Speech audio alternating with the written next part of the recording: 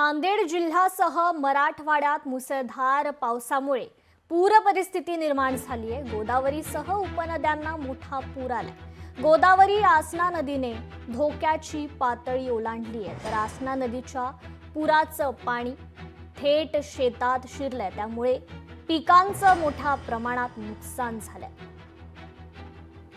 तर गोदावरी आसना नदीने धोक्याची पातळी ओलांडलेली आहे। नांदेड जिल्ह्यासह मराठवाड्यात मुसळधार पावसामुळे अतोनात नुकसान झालंय। तेथील शेतीचं देखील मोठं नुकसान झालंय, त्यामुळे शेतकरी चिंताग्रस्त आहे। तर याचाच आढावा घेतलाय आमचे प्रतिनिधी कमलाकर बिरादार यांनी।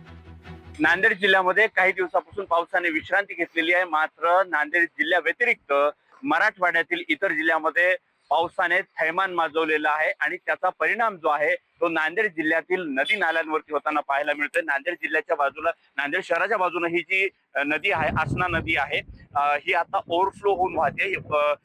हिंगोली जिल्ह्यामध्ये जो मोठा पाऊस झालेला आहे त्याच्यामुळे या आसना नदीला जे आहे ते मोठा पूर आलेला आहे आणि याचा परिणाम जर बघितलं तर गोदावरी नदीच्या पात्रामध्ये हे पाणी जाऊ शकत नाहीये, ते या ठिकाणी अडवल्या जात आहे आणि त्याच्यामुळे जे आहे या ठिकाणी पूर परिस्थिती निर्माण झालेली आहे। आता जर बघितलं तर आसना नदी काठोकाठ भरून तर वाहतेच, या ठिकाणी हा बंधारा होता, तो बंधारा देखील तो पाण्याखाली गेलेला आहे आणि नांदेड उत्तरसाठी जे पाण्याचा पाणी पुरवठा होतो त्या पाणी पुरवठा करणारी जी व्यवस्था आहे त्या ठिकाणी ते पाण्याच्या खाली आपल्याला पाहायला मिळते। ज्या ठिकाणी पाणी पुरवठा होतो ती सर्व यंत्रणा पाण्याखाली गेलेली आहे आणि बाजूला जी शेती आहे त्याच्या शेतीमध्ये सुद्धा पाणी शिरलेलं आहे, त्यामुळे त्या शेतीचं प्रचंड प्रमाणात नुकसान होत आहे। धरणाचे एकूण 16 दरवाजे उघडण्यात आलेले आहेत।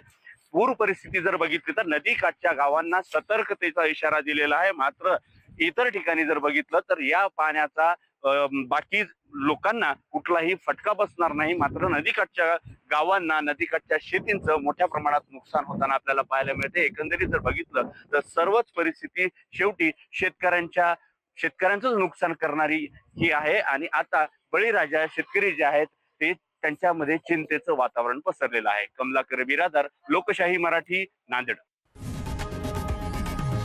लोकशाही मराठी ऐका, पहा, जागरूक रहा।